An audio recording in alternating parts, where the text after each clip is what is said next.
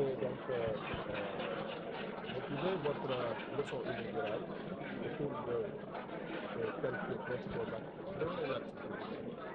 Oui, j'avais l'honneur d'être invité par l'université Gaston Berger de Saint-Louis, notamment l'UFR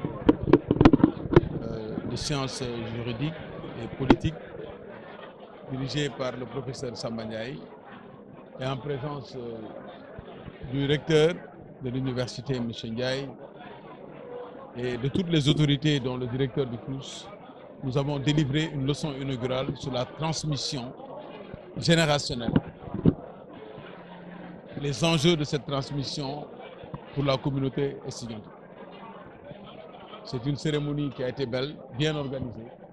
Pendant plusieurs heures, nous avons échangé sur ces questions et nous sommes ravis d'avoir eu l'occasion de le faire, en espérant que ce que nous avons dit aujourd'hui puisse servir à cette brave communauté estudiantine. Merci.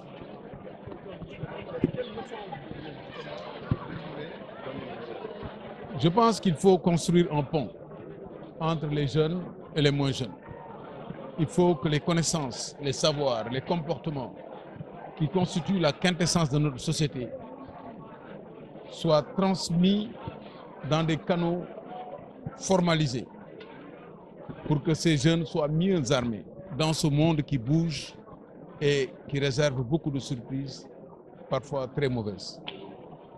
C'est pour ça que nous nous sommes engagés dans cette entreprise de sensibilisation pour que les anciens soient plus ouverts vis-à-vis des jeunes, que les jeunes également brisent les cloisons qu'il y a entre eux et les anciens.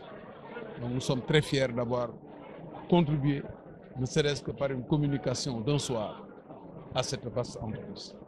Merci.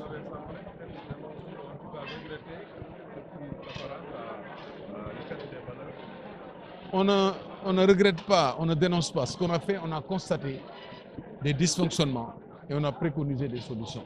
C'est comme ça que marche une société. Et si ça a été possible, c'est parce que les autorités nous ont laissé la liberté de réfléchir sur ces questions et nous ont facilité toutes les conditions de cette transmission. Merci beaucoup. C'est bon.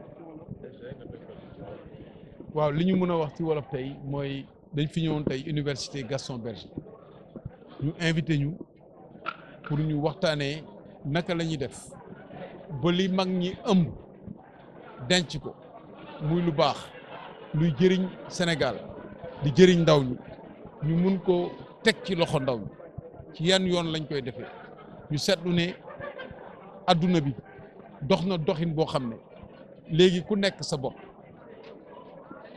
informatique beeg technologie ak réseau yi ci la nit ñi gën a concentré wu au lieu ñuy waxtaan seen biir di waxtaan ak seen i waajur di waxtaan ci ay cadres yoo xam ne dina permettre ñuy échanger loolu la ñu ne woon nañu fexe waxtaanee ko ba nit ñi am ci conscience mën a taxaw pour ut ay pexe comme ñoom université ay dañuy xeltu ñoom dañoo am xam-xam di jàng ñoom dinañu seet naka lañ koy dugalee ci seen laboratoire yi ba génne ko ba proposer ko ba état bi mën koo wéyal ba Sénégal mën a nekk Sénégal boo xam ne képp ku fi nekk ngay mag ngay ndaw di nga retrouver wu sa bopp si biir Sénégal. waaw perte bi nag ñàkk waxtaan rek xam nga lu ñu la daan léebal bu léeb amatul dootoo ko xam lu ñu la daan kasagal bu kasak amatul dootoo ko xam lu ñu daan waxtaanee ci biir néeg bu dee ci réseaux sociaux yi nga koy gis njaaxum am na kon nag dysfonctionnement yooyu yëpp dañu bëgg a fexe nu ñuy def ba valeur yi dellu si jërëjëf merci beaucoup très bien.